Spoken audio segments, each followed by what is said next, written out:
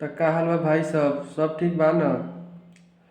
भाई लोग आज पावर स्टार पवन सिंह के भोजपुरी गाना आयल बा, जौना गाना के नाम बा घघरी। भाई लोग उ गाना 6 घंटा में 1.5 मिलियन क्रॉस कर गेल बा भाई लोग व्यू। तो भाई लोग बहुत अच्छा गाना बा, शानदार गाना बा भाई लोग। अच्छा गाना में खर्चा कल गईल बा और वीडियो भी अच्छा बा भाई लोग। तो गाना के हम चाहम भाई लोग कि अपने लोगन जाके देखी और गाना के 1 नंबर ट्रेंडिंग पर लिया देवे के बा। अभी 6 घंटा में 3 नंबर ट्रेंडिंग पर अलग है भाई लोग। तो हम ये कहम भाई लोग कि वो गाना के रउआ लोगन जाके देखी और 1 नंबर ट्रेंडिंग पर गाना के ला दी भाई लोग, ताकि भोजपुरी के अगर ट्रेंडिंग में सर्च होके तो हमें 1 नंबर पर भोजपुरी गाना देखें और दूसरा इंडस्ट्री के गाना न लौके भाई लोग।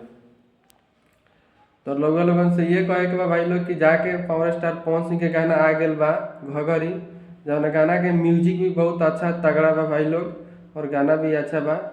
लोगन जाके देखी और प्यार आशीर्वाद the power star Pawan Singh के, और गाना के 1 नंबर ट्रेंडिंग पर लिया देवे के बा भाई लोग।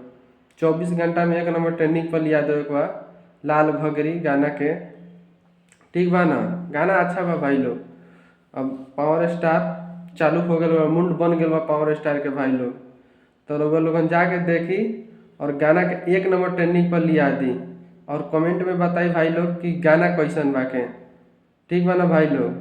तो रउआ लोगन से अनुरोध बा कि रउआ लोगन जाके देखी और गाना के प्यार आशीर्वाद दी और भोजपुरी के आगे बढ़ाई।